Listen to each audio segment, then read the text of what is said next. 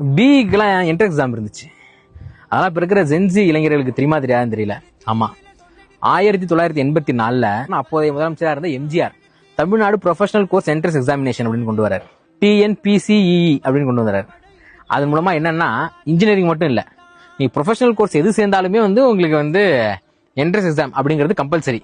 இதனால என்ன ஆகுது, தமிழ்நாடோட லிட்ரஸி ரேஷியோ கிராஜுவலா குறைஞ்சிட்டே வருது. ஸோ இதை பாக்குற கலைஞர் என்ன பண்றாரு, அவர் ஆட்சிக்கு வரப்ப இந்த ஒரு என்ட்ரன்ஸ் எக்ஸாமினேஷனே கேன்சல் பண்ணிடுறாரு.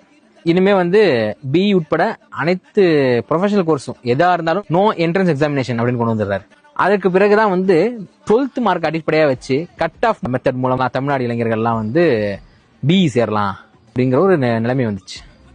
எந்த ஒரு என்ட்ரன்ஸ் எக்ஸாமினேஷனும் இல்லாம நியாயமான முறையில ப்ரொஃபஷனல் கோர்ஸ் படிக்கிறதுக்கான ஒரு வழிவகை செய்து கொடுத்தவர் தான் கலைஞர் அவர்கள்.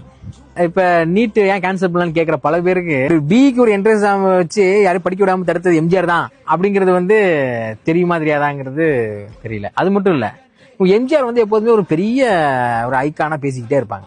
அப்போதைய எம்ஜிஆருக்கும் இப்போதைய எடப்பாடி பழனிசாமி அவர்களும் பெரிய வித்தியாசம் கிடையாது. ஏன்னா அந்த எமர்ஜென்சி பீரியட்ல சென்ட்ரல் கவர்மெண்ட்டுக்கு பயந்துகிட்டு தன்னோட கட்சி பேரையே மாத்தினவர் தான் எம்ஜிஆர் அவர்கள். ஆமா, ஃபர்ஸ்ட் அதிமுக தான் ஆரம்பிச்சாங்க, அண்ணா திராவிட முன்னேற்ற கழகம்னு. அதுக்கப்புறம் ஒரு பிராந்திய கட்சியெல்லாம் இவங்க தடை பண்ணுவாங்கன்னு ஏதோ ஒரு செய்தி ரூமரா போயிட்டு இருக்க கேள்விப்பட்டோன்னே அகில இந்திய அண்ணா திராவிட முன்னேற்ற கழகம் பேரை மாத்தினர் தான் அவரு. அதுக்கப்புறம் என்ன பண்றாரு, சென்ட்ரல் கவர்மெண்டோட போர்ஸ்ல இந்த மாதிரி என்ட்ரன்ஸ் எக்ஸாமினேஷன் தமிழ்நாடுக்குள்ள கொண்டு வராரு. அதற்கு பிறகு இங்க கிடைக்க வேண்டிய வேலை வாய்ப்புலாம் பலதை கேரளா பக்கம் தள்ளி விடுறாரு. அதுக்கப்புறம் முல்லை பெரியார் அணையோட நீர்மட்டத்தை குறைக்கிறதுக்கு எல்லாமே செய்யறாரு. இப்ப இருக்கிற மாடர்ன் அன்அவேர்டு பொலிட்டீஷியன்ஸ் எல்லாம் இருக்காங்க இல்லையா, அவங்க இந்த எம்ஜிஆர் ஆட்சி தருவோம் அப்படின்லாம் சொல்லுவாங்கல்ல, அது ரொம்ப சிம்பிள். அவங்க ஒன்றிய அரசு கீழே கட்டுப்பட்டு கையெடுத்து கும்பிட்டு ஆட்சி நடத்தினா அது எம்ஜிஆர் ஆட்சி. அதெல்லாம் இல்ல, என் மக்களுக்கு என்ன வேணுங்கிறத நான் தான் முடிவு பண்ணுவேன், இங்க இதுதான் நடக்கும் அப்படின்னு அவங்களை எதிர்த்து இங்க அரசியல் பண்றதுதான் திமுக ஆட்சி. அதுதான் அண்ணா செஞ்சாரு, கலைஞர் செஞ்சாரு, இன்றைய முதலமைச்சர் திரு மு க ஸ்டாலின் அவர்கள் வரைக்கும்